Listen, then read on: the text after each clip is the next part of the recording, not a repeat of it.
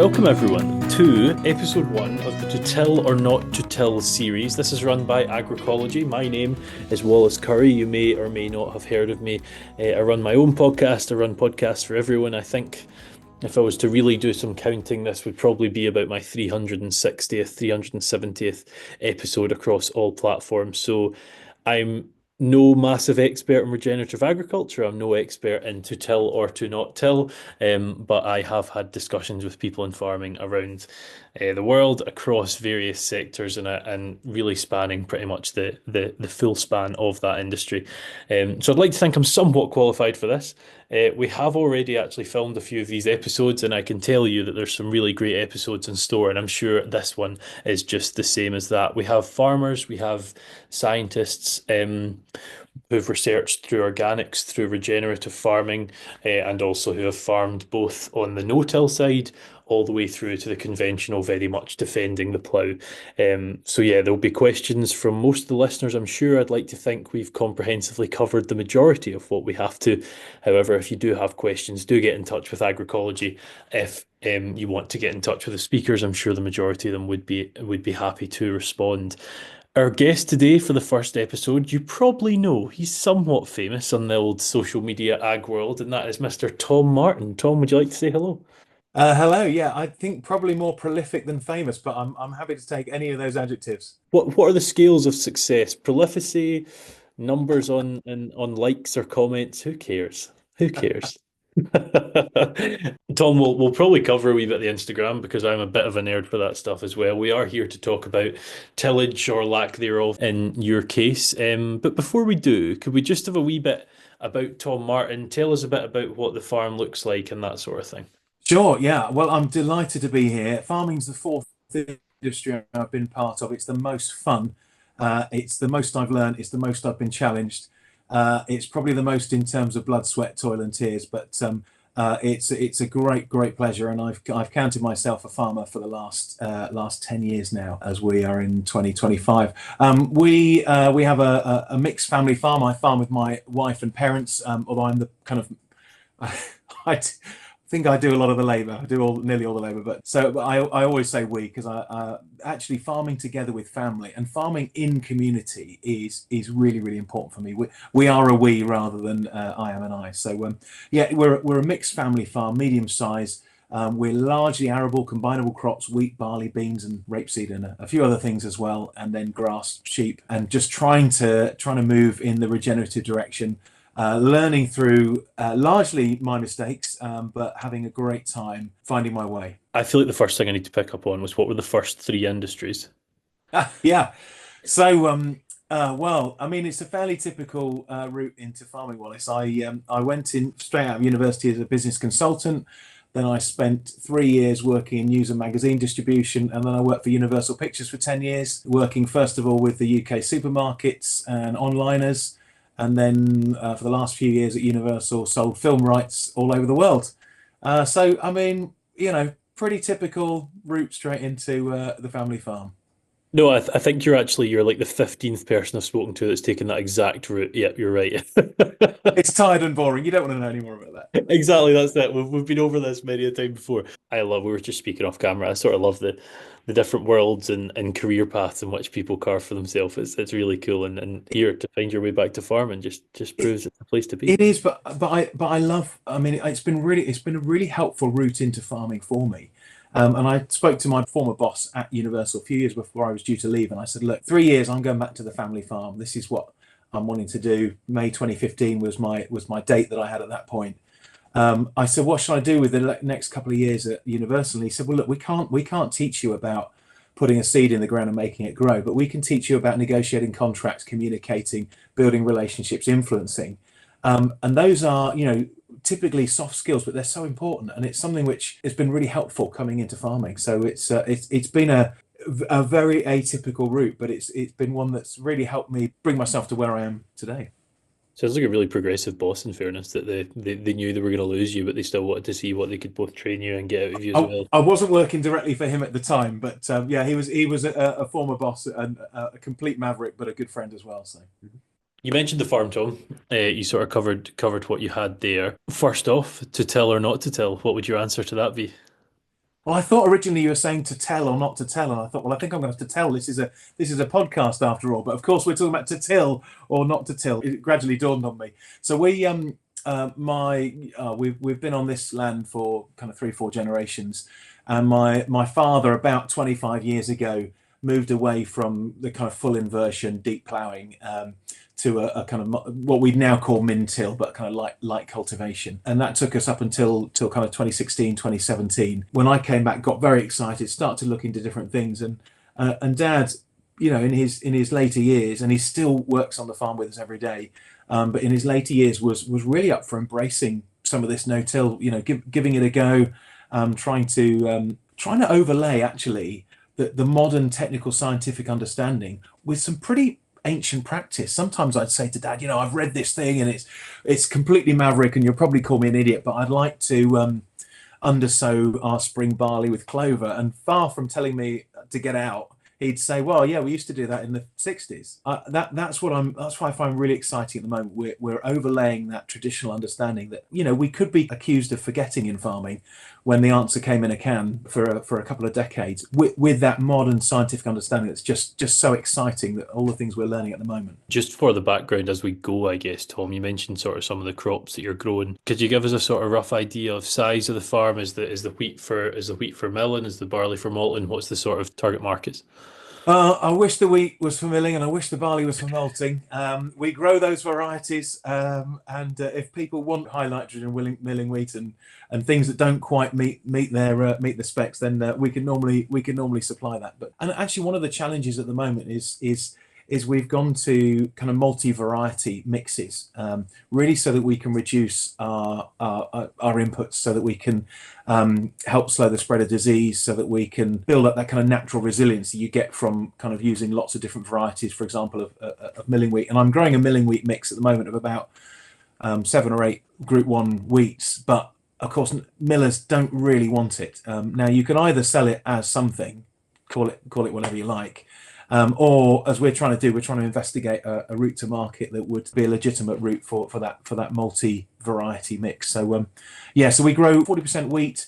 We're about 15% winter barley, typically hybrid varieties. Our clays get very cold in the winter, so we want something that's really going to go on in the autumn, do well through the spring, and then crack on ahead of the weeds in the spring and summertime. We grow rapeseed, and a lot of people around here, we are just we're in Cambridgeshire, just west of Peterborough, really struggle with flea beetle, but we've taken in those kind of practices of using companions. We use fenugreek, berseem clover, and buckwheat, and for the last 6 or 7 years, we've had flea beetle in every field, but not had any particular yield losses for it. We also use silicon there as well. So 15% rapeseed.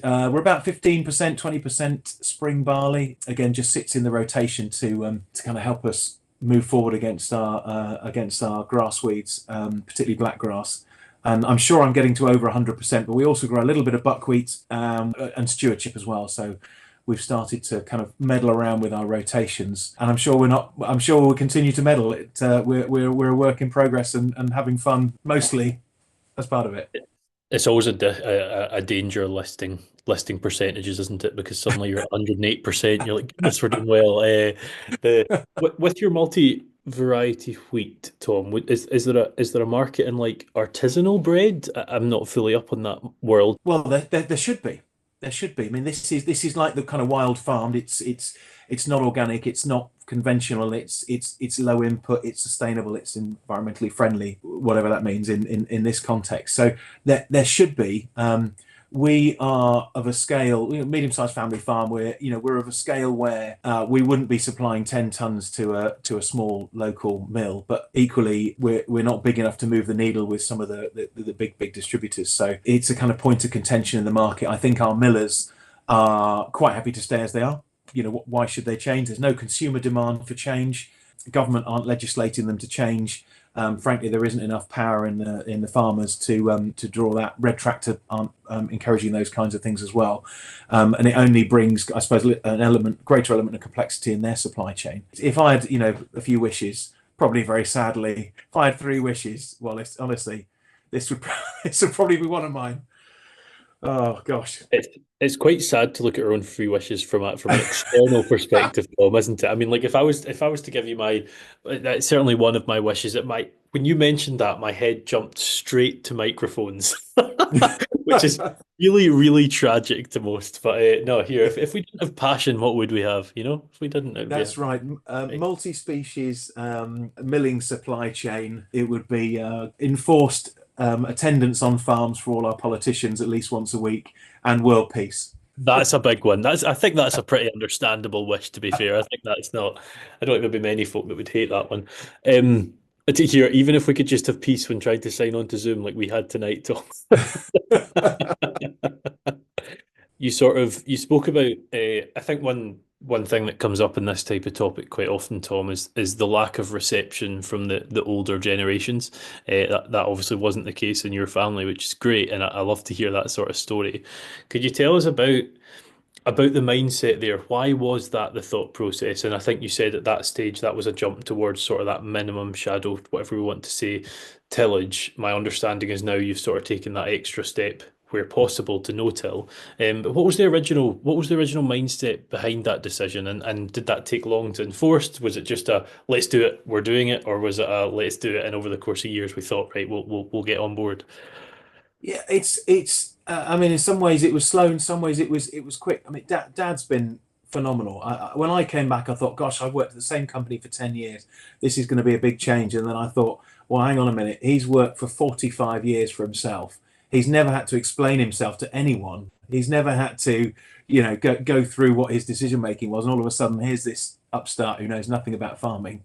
That's me, by the way, asking him why we're doing things and suggesting five new ideas every day. But one of the characteristics of a regenerative farmer is they're happy. And not all the time, but I think the regenerative route has made me a happy farmer. Maybe not made me a wealthy farmer either, but made me a happy farmer. And I think there's an immense satisfaction in stewarding land. And I think all farmers understand that, whether it's a conscious or a subconscious level.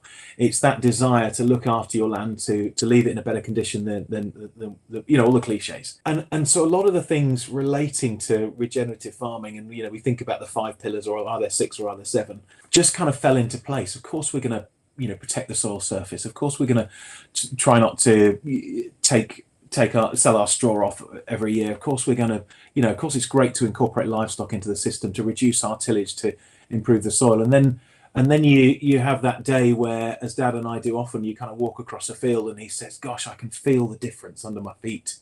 I can feel the difference. And we've got a gateway that when you get more than half an inch of rain, the brown water starts to come down the gateway and across the road. And nowadays that doesn't happen quite so often, and more often than not it's clear rather than brown. So there's a few things like that. They're kind of positively encouraging, or positive feedback that you get when you're going down that route. There's at the moment, I feel like it's such a farmer-led movement, but it's also not that it's not scientific. It is double negative. It is not scientific, but it's emotional as well as anything. And very often I find on the regenerative side of things, I'm researching, I'm kind of checking out what other people are doing, and then I'm convincing myself of some principle, and then I'm following that through rather than waiting for the peer-reviewed paper to come out and then only starting to do things when three agronomists have told me, or when I've seen a snail on top of a fence post or whatever kind of mythical thing but it's a change of heart as well as a change of mind, I think. The whole term regenerative agriculture, for those that listen to my own podcast, for the last maybe 2 years has been a theme. And the reason that theme kicked off was I was at a potato farmer who is producing for McCain's, and there's this chat about organic regenerative potato. I've not really came across anyone that's managed that successfully, and I hats off to anyone who does. But the farmer himself and I had a chat for a long time, and the question came up was, what is regenerative agriculture? Now, it's in some ways it's such a simple question, but one person, I've asked that to quite a few people, and it'd be interesting to hear your thoughts as well, Tom. But one person added in the whole concept of community as well, and that doesn't strictly mean communal production or community-based farming.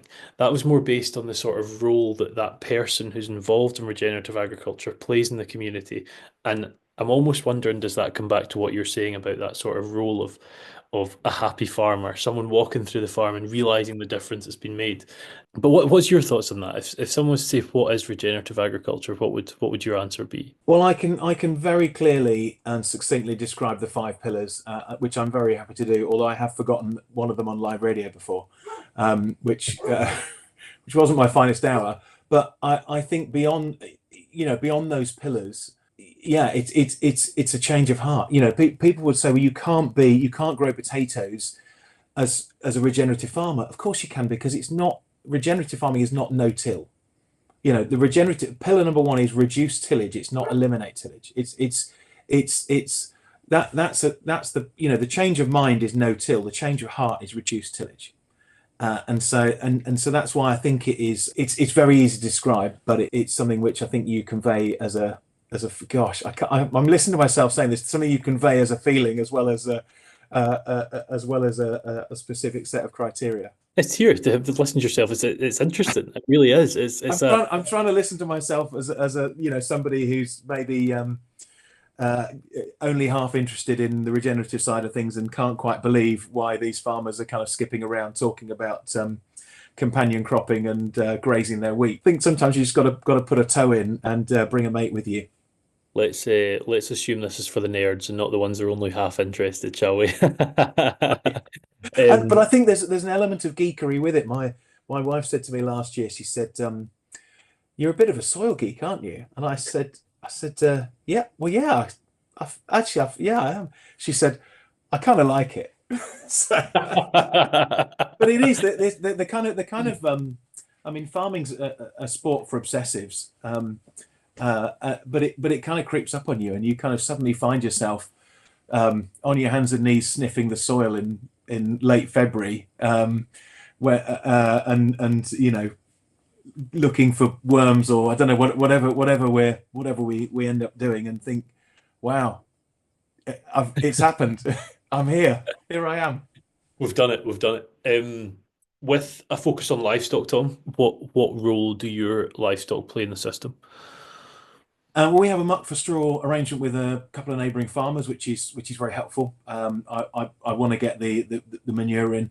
There's so much more I want to do, but because we don't really run our own livestock, we bring sheep in over the winter time. They graze our stubbles, they graze our cover crops, they graze our wheat and barley if it's forward enough. So they're really, really important, but I'm probably not at the kind of fulfillment of my dream in terms of incorporating livestock.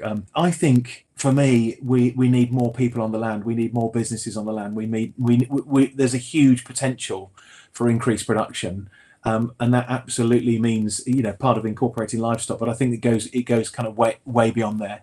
We bring in 1 million bees every year. I like to tell people that I have 1 million head of livestock on the farm without counting worms.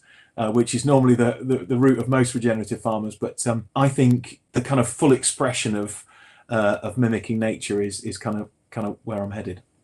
Sorry, we were talking livestock, weren't we? Sheep and cattle, yeah. Yeah, it wasn't bees, was it? Yeah, right.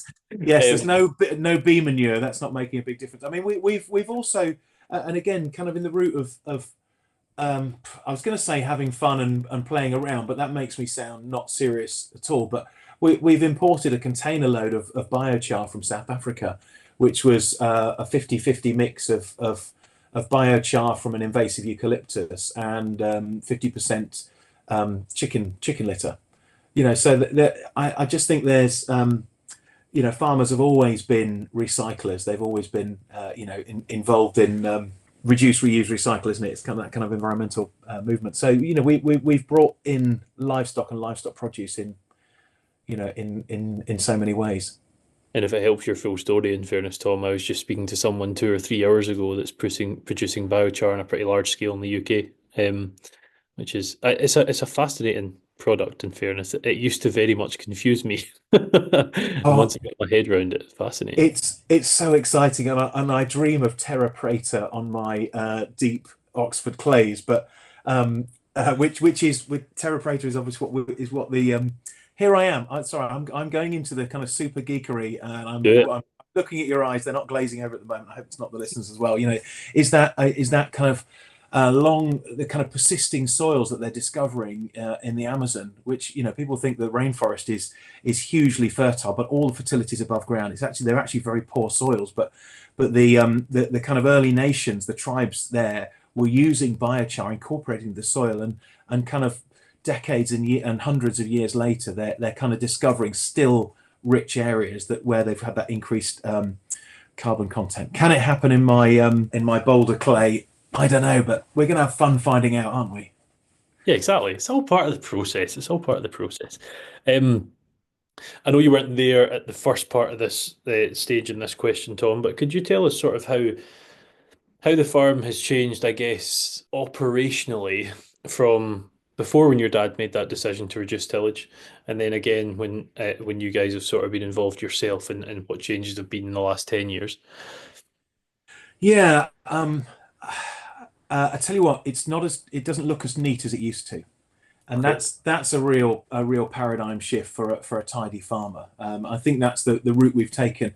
Does that ditch need cutting out? Does that hedge need cutting? Does that need relating to our regenerative principles? I think Dad, and I work with Dad all the time. We talk a lot, but uh, he moved away from the plough really because we didn't have a kind of classic ploughman on the farm. We didn't have a guy working with us, as most farms have, who are wed to that plough. They love nothing more than going up and down in a field and moving 6 feet to one way or the other every time they come back again. And we ended up ploughing badly. And I think Dad got to the point where he thought, well, I might as well just use a kind of minimum cultivator rather than, because I'm probably doing better with that than I am burning all this fuel, doing a poor job with the plough. And we had a plough that kind of slowly fell apart and then wasn't used for a long time. We did bring it back in on a couple of fields and thinking we could kind of reset them. There was a bit of talk about that in the late 20 teens, and you can just reset with one of the, and it just ruined our soil structure. And we realised then what we'd developed through minimum till and then through kind of even more reduced tillage, to the point where we just would desperately avoid the plough now. A lot of my friends a lot of my friends plough. It's the kind of classic defence. I'm guessing post late 2010s, there's not been a plough in the ground at your farm then, no? No, we did a couple of fields in the kind of late 20 teens, and yeah, it definitely wasn't the right thing. Wasn't the right thing for the land. My childhood memories of our soil, as somebody who wasn't particularly interested in the soil at the time, was attempting to walk across fields, which was they're a bit like when you get kind of really choppy seas, that kind of the crest of those waves, and you could get not even to the first tram line, and your boots were 5 times the weight, and you were struggling to get across the real kind of ankle breaker plough as you went across there, and we were really hoping that the frost would break it down. But we've got some strong clays, I would say, and frankly, I'm happy that we're not there anymore. That's good. That's good. And making those changes, is there any challenges that are faced, sort of moving away from that plough and moving away from what's been the case for a while, or not really? Yeah, I mean, loads. I think, and a friend of mine said the same thing. Is the plough kind of covers up a multitude of sins. I think that one of the things we really realised that we've had to really kind of obsessively focus on is our drainage, because often we kind of run through with the plough and it just helped us out a little bit, helped dry the land out a little bit in the spring, and we've really got to be on top of our drainage, and the reduced tillage kind of helps bring a natural drainage, but you can't start from a standing start and expect to be immediately doing incredibly well the first few years. So I think drainage has been a really key thing, and then just finding other ways to deal with our weed burden. We are kind of 10 miles away from where the National Blackgrass Centre used to be before they put it under the A14.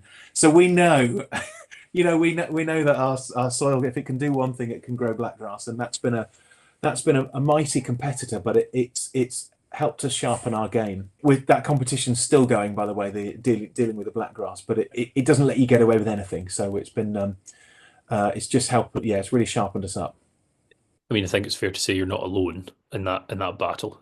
You guys aren't organic though, Tom, is that right? You're still using chemicals, still putting fertilizer on the ground, is that right?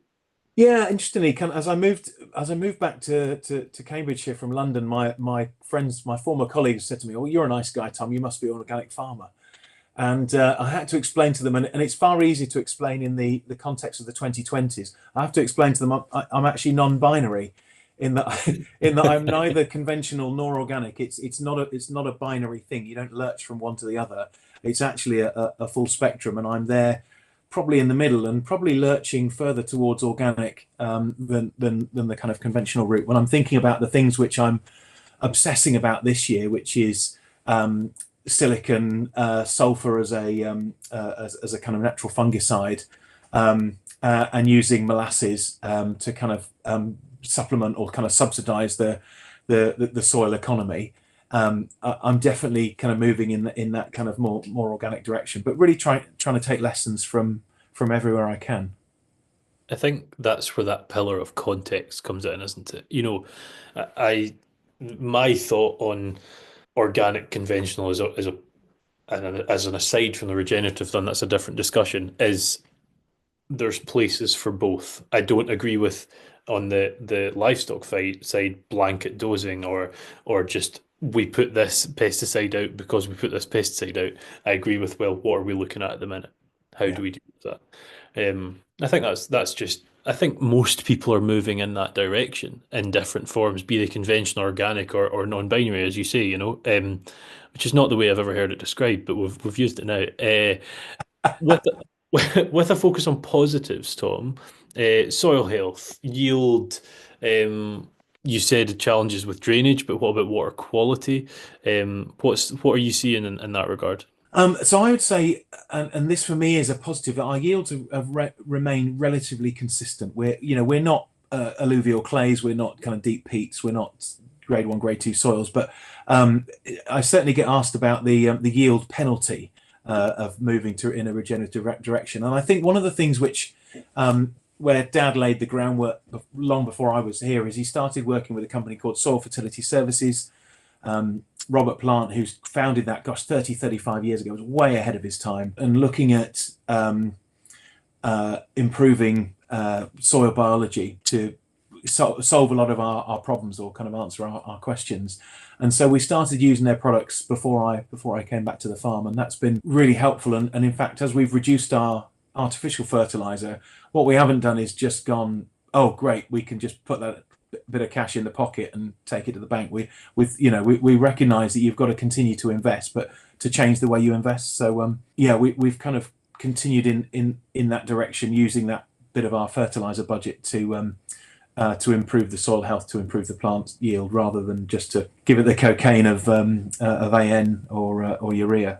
It's been an exciting journey, there are times I kind of just stand there and look around them, and for me, I can't separate regenerative farming from good environmental stewardship of the countryside. And we've just planted in the last couple of years 600 fruit trees. We're trialing an agroforestry system. We put in 200 nuts this winter, walnut and hazelnut. We've tried to link our habitats on the farm. So we used to have a block of 30 acres of kind of pollen and nectar and overwintered birdseed mix. Well, now we've strung that out around the farm, so we're kind of connecting those habitats. And when I walk across the fields and just the sky is filled with the sound of skylark, or when I see something that fascinates me or kind of wows me. We've just had last winter we counted 20 short-eared owls in about 200 yards of a ditch. I'd never seen one before.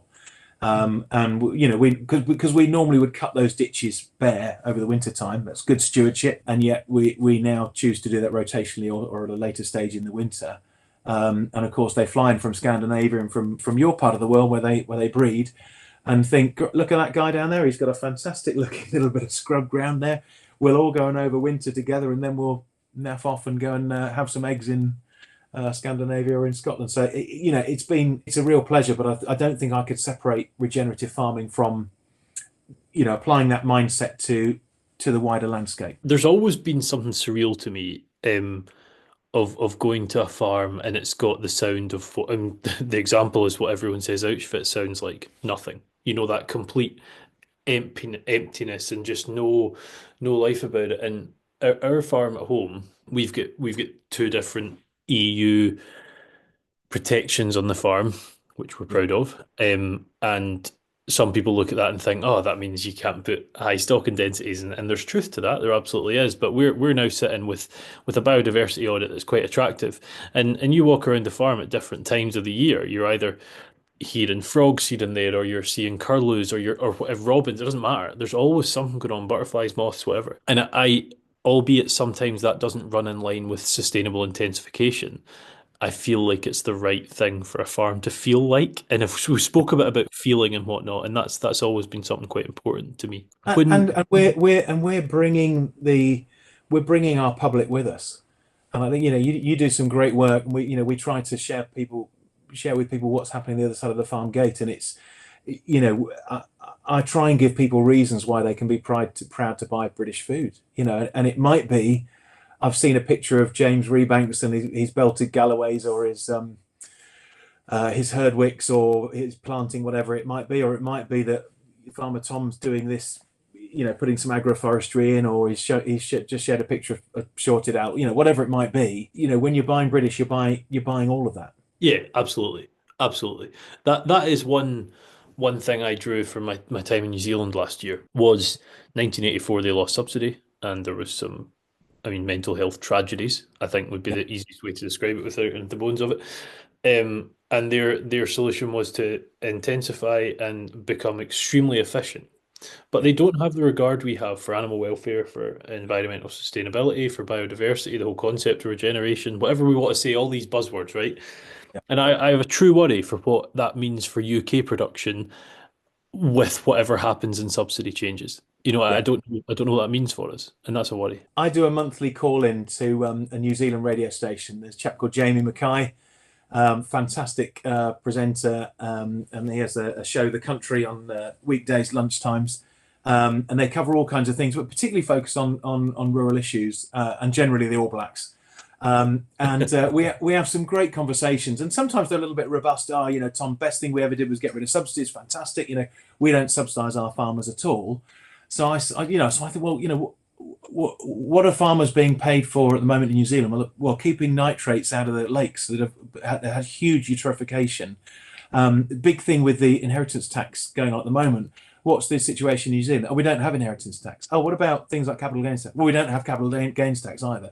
Oh, wow, it's a completely different situation. And so people talk about the New Zealand model, but unless you're going to temporarily disregard the environment, not that Kiwis don't care about the environment, they're very passionate about it, but that certainly was the result, the impact of what happened in the 80s, and completely change your tax landscape, then it's not comparable at all. But it's fascinating to have those kind of compare and contrast conversations, as I do typically on a Monday night after 10 p.m. when I'm trying to be coherent on Kiwi radio. I was going to say, I was like, when on earth do you call in if it's lunchtime? Well, The and that's when I forgot one of the pillars of regenerative farming. I'm like, give me a break. I'm desperate to get into bed now, but you're like joining the broadcast from bed, yeah. just like to you. It's only radio; they can't see you. It's fine. Yeah, I think you're right. I think it's that I'm absolutely on board with the fact that no New Zealander isn't for these things. It's just the challenge of can it happen? Because I know I've filmed some of these episodes that are coming up already. We've said a few times on this series, you can't be green when you're in the red. There's that whole concept, and it's a real challenge. But that's a different discussion for another day. Focusing on costs, Tom, how does your system, which I think it'd be fair to say you're very much verging towards no till, but you're, as you say, that's a real challenge to be at no. You're sort of at that probably Yeah. quite serious level of min till. What's the costs like compared to that in conventional? Well, I would say we are at no-till if you don't count using the flat lift or the mole drainer. So I mean, we don't use any other cultivations. Oh, hang on. Sometimes we run the discs over a particularly bumpy tram line. But if you, I'm not zealous enough to discount that so we are practically at no till. I'm just actually pulling up my my kind of 10-year cost profile, and when I look at the graph, which hasn't come up on my screen yet, just helpfully, I mean, I can see fertilizer costs going up quite significantly with inflation. But I can see fuel, barring a couple of spikes when we've had spikes in the prices of fuel, staying pretty constant for 10 years. Some of that, you buy a new tractor and it's more fuel efficient, but a lot of that is one, when we don't need to use it. We're taking 16, 17 minutes to establish a hectare of wheat rather than an hour and 16, 17 minutes when we were ploughing, knocking it down, etc. But also we're not getting on the tractor and doing anything. We're not going to go and just top a few margins because we've got a bit of time on a Friday afternoon. We're not going to be running tractors around the fields when in marginal conditions when actually we could do something else. My brother-in-law works for G's, and sometimes his boss says to him, "What are you going to do in that field?" His name's Tom as well. "What are you going to do in that field, Tom?" And he says, "As little as possible." And I love that response. And certainly when you look at your costs, absolutely. What are you going to do there? Well, I'm going to do as little as possible. It looks like it might need a bit of extra nitrogen. Well, let's just look and see what the end sensor says. I know this is the date that you'd normally put some nitrogen on. Well, actually, let's just see if the plant's demanding it. Let's see if it actually might want a bit of boron or a bit of manganese to get that process going, a little bit of sulfur maybe. But let's resist the urge to kind of do what we've always done and kind of incur those costs. So and do you know that really, that's where that seventh pillar come in. I went to a conference in the States, and I knew the only thing I knew about regenerative farming is there were 5 pillars, and the first thing they said was there are 7 pillars of regenerative farming, the 7th being focus. And I thought, oh, come on, you're just making that up. I will accept context as a 6th pillar. I get that, I'm kind of broadly bought in, even though I think that's a bit, but focus, for goodness sakes, you're just making it up. But the more and more I think about it, actually focus is one of the most important things, because I think in the past we could farm by the calendar, we could farm by our agronomist prescriptions, we could farm by copying and pasting what we did last year. But now, to farm with any kind of modicum of success as a regenerative farmer, you've got to be focused. And my failings have come when I've not been focused. That is one of those ones that takes time to understand focus. I see Yeah. what you mean. I can see why your response was what it was, but I Yeah. can also see with what you're saying over time how valuable that is. It kind of plays into context, though. I think I feel like Yeah. they're intertwined. When you and I guess it's not a jump, and that's kind of what this question is, Tom. Went from, it's really hard because if you get min and no and all these things, but when we've just decided, you've went from that min to no till. Someone listening to this, can you just jump in? What soil conditions are required? Are you looking at, like what decisions are being made there? I mean, context and focus. The answer is it depends, and that's not a political response, although it probably is slightly. Is how would you go about moving into regenerative farming?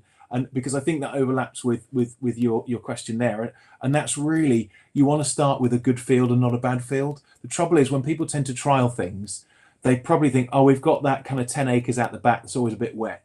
Why don't you give it a go there? Well, you're setting yourself up to fail, and I think that and also the fact that it is not a chemical equation. It is not a mathematical A plus B equals C. I'm going to remove the tillage and see what happens this year. It is a net. It's a web where we've got to have that obsessive focus. We've got to think, right, I need to build my soil carbon. I need to look at my fungal bacterial balance. I need to make sure my pH is there or thereabouts. I need to unlock my micronutrients as well as the macros. It's not just about NPKs. It's about how is my, gosh, I couldn't even say molybdenum 10 years ago, and now I'm bounding it around as if I know what I'm talking about. But it's often those small things that are unlocking the bigger things, and that's where the focus comes in. So, and that's why I always say if you're experimenting down the regenerative route is take a friend with you. But I would certainly encourage people. You want to be working with the fields with good conditions rather than where we often think, well, the worst field, that's the least risk. Actually, I think it's the greatest risk because you're guaranteed it's going to, you're setting yourself up for failure. As someone that for some reason has learned the periodic table, I am not going to try and say the word that's symbol as MO, because I've never been able to get a tongue around that word. I've heard some great pronunciations of it, and I'm I can imagine. I'm a pedant as well. So One of my other bugbears is glyphosate. Glyphosate, But brilliant. you'll upset me. We're having a nice time, a nice conversation. Let's not get into that. Well, unfortunately, the last question I've sort of considered, we're not quite there yet, does involve glyphosate. But anyway, that's a story for in a minute or two's time. Um, let's eliminate the hypothetical of context and almost give you that question that you just answered, but with focus on your farm. So how do you jump to no-till? Well, don't jump to no-till. I mean, that's the thing, and I think it's that's the distraction of regenerative farming is no-till. That's the cherry on the top rather than the first step. Rather than it's not. It might be the first pillar often listed, but it's not the foundation. If you're going to start something, start by increasing your rotation, getting living roots in the ground through the winter. Start by protecting your soil surface, and then get into your reduced tillage. I think probably reduced tillage and maybe incorporate livestock, only because as an arable farmer it feels a bit of a bigger step, but it's almost like reduced tillage would come further down my list. Sometimes people say, I hear you've gone no-till, when they mean I hear you've gone regen. And I think that reduced tillage comes later. I'd be experimenting with companion crops. I'd be widening your rotation. I'd be getting cover crops in, catch crops in, when you get gaps in the rotation, and doing those things first. And as I say, bring someone with you. We were really lucky.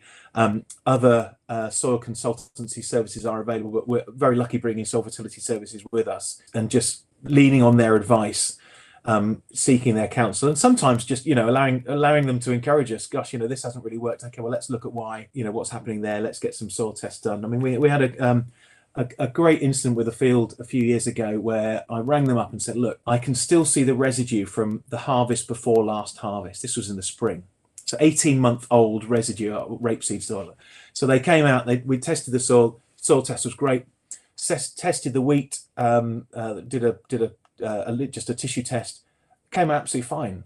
So those things were all fine, but as they say, the plant can't read the soil test. But there was something that wasn't quite working, that the life wasn't quite in the soil, and so we did a kind of bacterial inoculation and put on some just a pretty heavy dose of molasses. It took me about an hour to get it out, half an IBC on a Saturday morning, when I always do jobs where I'm being experimental. But within 10 days, the wheat had gone kind of that dark green, and the residue had just gone, and that just came from working with some people who can help us, give us some advice, and then it was a bit of a suck it and see, and that just helped tick me into, right, okay, I get that now. I was doing a soil test. I was thinking I need to do some cultivation or do something different, but actually it's a great learning point. You've mentioned them twice, and I absolutely love when a little happy accident happens where someone with the name Robert Plant starts a soil fertility. It would be like me starting a curry company, like an Indian, like That's right. it always makes me happy. Is molasses commonplace in this type of system, Tom? That's not something I've came Do you across. know what? No, I was looking at this recently because I buy it in an IBC, and I'd much rather get it as a bulk delivery. And so I'm looking at having a tank on the farm. But molasses is incredibly common if you're a livestock farmer, incorporating it into your mixed ration. But it's not really that common as an arable farmer. I'll tell you what else isn't particularly common as an arable farmer is milk. I'm quite keen to. So we have quite high calcium soils here on our farm, but because they're clay soils, because they're cold. We're recording this kind of mid-March, because they're cold at this time of year. My thinking is that the calcium isn't readily available, and calcium is often quite important early on. So I'm now in the process of trying to source an IBC of milk, and B, working out if it's legal to spray it at a low rate across my land without it counting as a waste disposal or something. But that's the not only the calcium of milk, but also the kind of the biology of milk is reported to have significant impacts, and we see that. I'm going to get obsessive for a moment. We're going to go a bit deeper, but we start to learn about that about biology, and being so much more important than chemistry. And one of the things which I found really fascinating the other day, last year I was reading, you start reading things like scientific papers, and then you think, wow, I'm in far too deep here. And I was reading just an abstract of a paper, and it was looking at livestock grazing on grasses. I mean, obviously wheat and barley are all grasses, so livestock grazing on grasses. And it showed the beneficial impact of livestock grazing. It basically stimulates the grass to tiller and grow more. And in their kind of lab conditions, they isolated all the chemical components of saliva, mixed them all up, sprayed them on the grass, and nothing happened. Nothing, absolutely zero, nothing happened.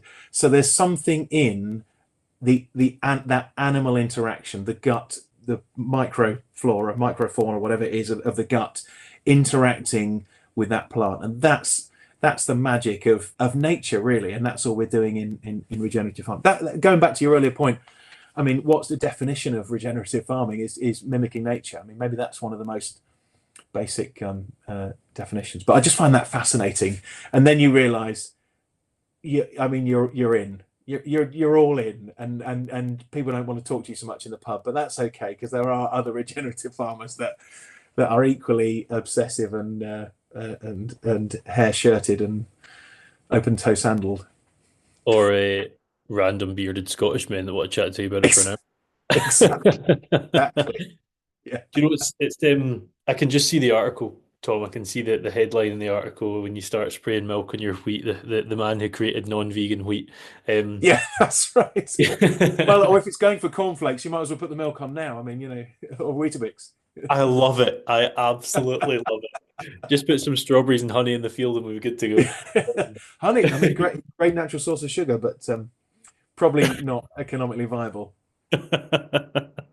Yeah, it can be quite expensive, that I think. You said about researching deep. You're ploughing. You're cultivating shallow, so you can research deep. I'm sure we'll say it that way. Yeah, that's Put it in a nice way. If you were to look back at the process the last 10 years, given this is a thing that changes and alters as we go, you probably are already doing this. But if you looked at what you were thinking 10 years ago, what would you change about that thought process, and what would you change about what you implemented back then? oh, do you know?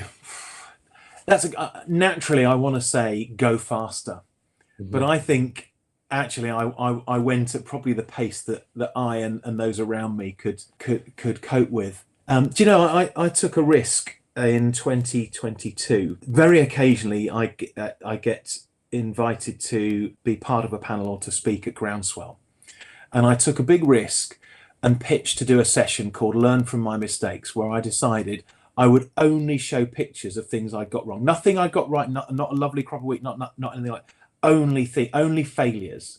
And I asked a few other farmers to share some as well. And I said, look, I'm going to put your picture on there, your name, and a picture of your failure. And some people will probably laugh, but then we're going to learn about it. And that felt really exposing and really vulnerable. I thought, gosh, am I ever going to be, am I ever going to have any credibility again if through anything we do? And I've basically just shown pictures of flooded fields, bare patches, where the residue has been washed down to the bottom of the field, or kind of terrible crops, or yield maps with enormous great red areas in them, stripy fields. I mean, all the things you can possibly imagine. But looking back now, it felt like a risk at the time, but that's really been the catalyst. It's kind of just doubled the pace of what we're doing, because experience comes just after you need it, and actually sharing those mistakes is far more valuable than me showing you 10 pictures of like dark green fields that are immaculate and run from hedge to hedge. For a start, I don't have any of those, but I just feel there's a huge value. And at the end of that first session, somebody came up to me and said, will you come to Norway and talk to our farmers about this? I just realized how important that was, and actually how I would say that's another kind of defining regenerative characteristic. Not that there's not humility in the rest of agriculture. I think farmers are naturally quite humble, but there's that willingness to share faults, failures, mistakes, errors that I haven't seen before, and that's what brings a kind of unity and a kind of fraternity, sorority. Gosh, brother and sisterhood in regenerative farming. You said a thing just before we hit record, I think we're talking about audio quality, which, by the way, is All the absolutely, best stuff was then. That it was brilliant. yeah, It was a golden 5 minutes. it You really should was. have been there. Well, I'm going to take all the viewers to there for a second. You said we always chase excellence, not perfection, and that comes back to that whole concept of sharing failure. If you're perfect, you're not going to get any better. So what's the point? I would like to believe. I don't think that is something that exists, perfection, but I, as a lecturer, often strip back to failures and negatives and things I've done that was stupid and whatever, Yeah. because that's what you learn from. I mean, you know, if you Yeah. just say now it's done perfectly, you don't know the journey of getting that perfection. You don't know the journey of whatever. So it's no, I think that's an extremely valuable session. I like that a And lot. and you'll never reach perfection. I mean, perfection is a state, and excellence is a characteristic. It's we try and do things as excellently as possible, and that means bringing all the focus to the context that we have. But yeah, there's a great book from the probably the 1990s. I think it's a chap called Tom Peters who wrote In Search of Excellence. American business guy, but it was really about how we can be as excellent as possible. And when you think through the years of all the people who've pursued excellence, and you see like how Johnny Wilkinson was ahead of the 2003 World Cup, Dave Brailsford, the people who are kind of just meticulously trying to perfect what they do. Trying to excel in what they do. I think it's so important. If you're aiming high and you fall short, you can still do pretty well. But if you're just half-hearted or haven't brought that focus, that drive for excellence, then it can be the undoing of you. And that goes along we'll give no till a go in that 10 acres out the back that's always a bit wet and mucky. That's not excellence. That's that's almost setting yourself up to, well, it is completely setting yourself up to fail. It's a really good point that you mentioned that, and I forgot to comment on it. That's so accurate. Oh, someone goes home, I don't know, son or daughter that's been to uni, and they go home and they say to mum and dad, I want to try whatever. You can do it over there. Yeah. And you Oh, know that which didn't field work. they're going to send you to, because it's that one that you can't get across for 3 months of the year because it's so clarty and cold and miserable, and it's never grown anything anyway. You can Yeah. tell you're in England and not a Scottish island. 3 months of the year is a bad one. Tom, it's been a pleasure just to sort of chat through the whole process of you getting into it and the whole no-till story as well, and what it all means to you and what it means to us as well. So I've really enjoyed that. I hope you have too. Yeah, it's been great fun. It's something clearly I'm passionate about, but and it's just something I just recommend to people. It's not about perfecting one particular element. It's about giving everything a go, bringing your kind of knowledge, but your heart to it as well, and enjoying yourself as you go. No, well, thank you very much for your time. It's hugely appreciated. It has been a joy. And for those of you listening, that's been episode 1 of the Agricology To Tell or Not To Tell series. As I said at the start, I could probably give you a wee bit more background as to me because I have been asked to do it, but I always feel weird doing it. My name, as I said, is Wallace Currie. I've been an agricultural lecturer for 4 years up here in Scotland. I left that to pursue influencer marketing, which I then decided to actually just go full time into the podcasting world, be that on my own podcast, on this podcast, and for other companies as well. On top of that, I'm National Chair of Communications and Marketing for SAYFC, the Scottish Band of Young Farmers, and also currently doing a Nuffield Scholarship looking at rural education and consumer engagement. So that's my sort of story, just for those that wonder who I am as well. But today has been Tom Martin. I look forward to sharing the remaining 4 episodes in the series. And as I will continue to say, thank you very much for listening. We shall see you for the next one. See you then.